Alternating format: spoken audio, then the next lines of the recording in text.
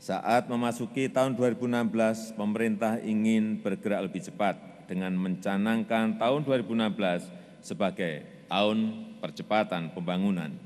Langkah percepatan itu dilakukan antara lain melalui percepatan pengadaan barang dan jasa yang telah dimulai pada triwulan keempat sebelum tahun anggaran berjalan.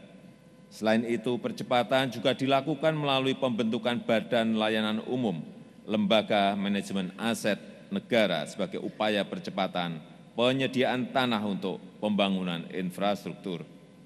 Langkah perbaikan proses penganggaran juga dilakukan secara lebih komprehensif guna mempercepat penyerapan anggaran dan memastikan APBN serta APBD tepat sasaran. Pemerintah juga menjaga APBN tetap sehat, berkualitas, dan kredibel.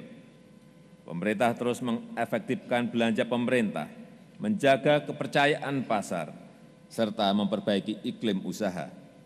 Pada semester kedua tahun 2016, pemerintah melakukan langkah konsolidasi fiskal untuk mengamankan pelaksanaan APBNP, menjaga kepercayaan pasar dan dunia usaha, serta menjadi basis perencanaan fiskal dan pembangunan yang lebih realistis di tahun 2017. Alokasi penganggaran lebih diprioritaskan pada upaya pengentasan kemiskinan, pengurangan ketimpangan, dan penciptaan lapangan pekerjaan. Sejalan dengan itu, dilakukan penghematan terhadap belanja operasional dan belanja barang. Hasil penghematan itu selanjutnya dialokasikan untuk kegiatan-kegiatan prioritas, terutama untuk menjaga kesejahteraan rakyat dan memberikan stimulus kegiatan perekonomian. Berbagai langkah pemerintah untuk menjaga stimulus fiskal di tengah tekanan melambatnya laju perekonomian global telah mulai menuai hasil. Pada triwulan kedua 2016 ini, pertumbuhan ekonomi mencapai 5,18%, meningkat jika dibandingkan dengan pertumbuhan ekonomi pada triwulan pertama 2016 yang hanya tumbuh 4,91%. Pada triwulan kedua 2016, sektor-sektor terbesar seperti sektor pertanian, kehutanan, dan perikanan, sektor industri pengolahan, dan sektor perdagangan tumbuh lebih tinggi jika dibandingkan triwulan pertama 2016. Di sisi lain, inflasi yang mempengaruhi tingkat kesejahteraan rakyat relatif terkendali. Laju inflasi Juli 2016 dibandingkan dengan bulan yang sama tahun 2015 tercatat sebesar 3,21%. Sehingga inflasi kumulatif bulan Januari sampai Juli 2016 sebesar 1,76%. Realisasi inflasi Juli tahun ini merupakan angka terendah dalam 5 tahun terakhir. Indikator kesejahteraan sosial Indonesia dalam 2 tahun terakhir ini juga terus menunjukkan peningkatan. Data pada Maret tahun 2016 menunjukkan tingkat kemiskinan berhasil ditekan menjadi 10,86%. Tingkat ketimpangan yang ditunjukkan oleh Gini rasio juga berhasil dikurangi menjadi 0,40 dan tingkat pengangguran berhasil diturunkan menjadi 5,5%. Sementara indeks pembangunan manusia yang menunjukkan akses masyarakat terhadap sumber ekonomi, pendidikan, dan kesehatan terus mengalami kemajuan hingga mencapai angka 69,55 pada tahun 2015. Namun demikian perlu disadari bahwa kita masih akan menghadapi tantangan-tantangan berat ke depan. Belum pulihnya perekonomian global dan beberapa negara mitra dagang utama yang diiringi masih rendahnya harga komoditas masih menjadi risiko yang dapat mengganggu kinerja perekonomian nasional.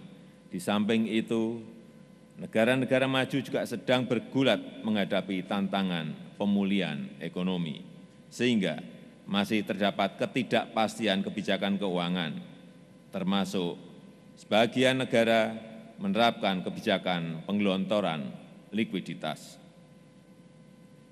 Pimpinan dan anggota Dewan yang saya muliakan, di tengah situasi perekonomian global yang belum sepenuhnya normal, APBN harus dapat menjadi instrumen fiskal untuk mendukung upaya pengentasan kemiskinan, pengurangan ketimpangan, serta penciptaan lapangan pekerjaan. Dalam mendukung hal tersebut, APBN ke depan juga perlu realistis, mampu menopang kegiatan prioritas, kredibel, berdaya tahan, dan berkelanjutan baik dalam jangka pendek maupun jangka menengah. Untuk itu, RAPBN tahun 2017 disusun dengan tetap berpedoman pada 3 kebijakan utama. Pertama, kebijakan perpajakan yang dapat mendukung ruang gerak perekonomian. Selain sebagai sumber penerimaan, perpajakan diharapkan dapat memberikan insentif untuk stimulus perekonomian. Kedua, kebijakan belanja akan memberi penekanan pada peningkatan kualitas belanja produktif dan prioritas, yang antara lain difokuskan untuk mendorong percepatan pembangunan infrastruktur, perlindungan sosial, subsidi yang lebih tepat sasaran, dan penguatan desentralisasi fiskal. Ketiga, kebijakan pembiayaan untuk memperkuat daya tahan dan pengendalian risiko dengan menjaga defisit dan rasio utang.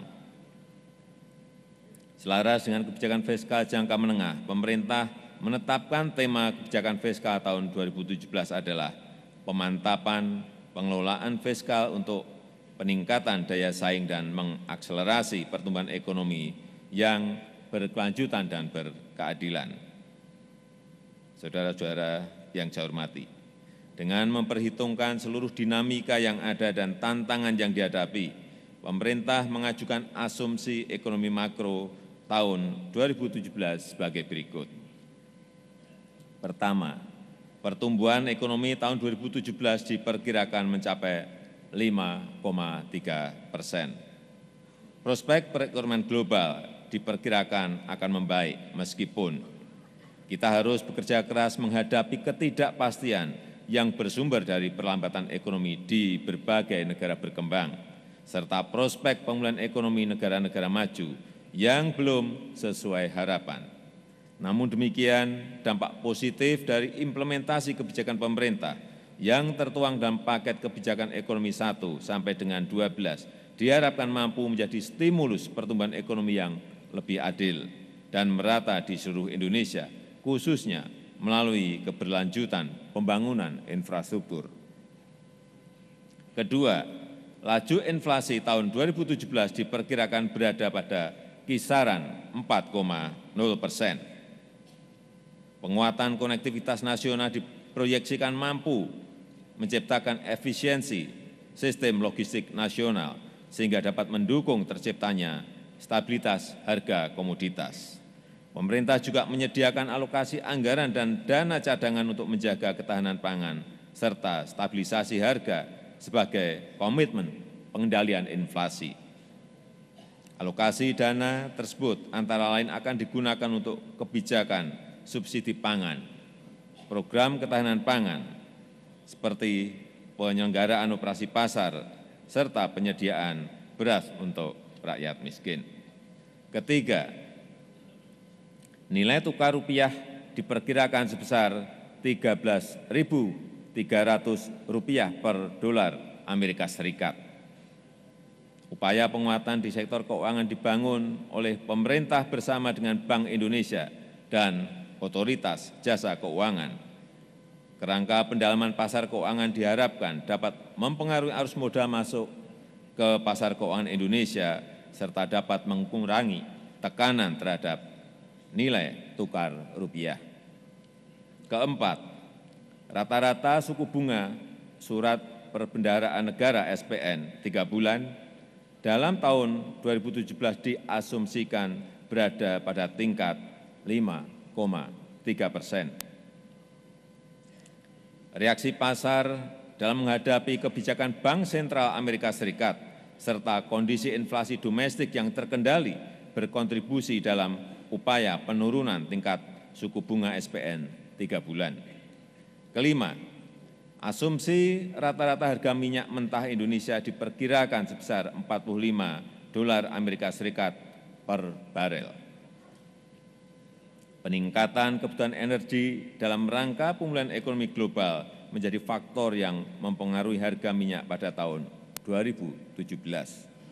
Keenam, volume minyak dan gas bumi yang siap dijual selama tahun 2017 diperkirakan mencapai setara 1,91 juta barel minyak per hari, yang terdiri dari produksi minyak bumi sebesar 780.000 barel per hari dan gas bumi sekitar 1,15 juta barel setara minyak per hari.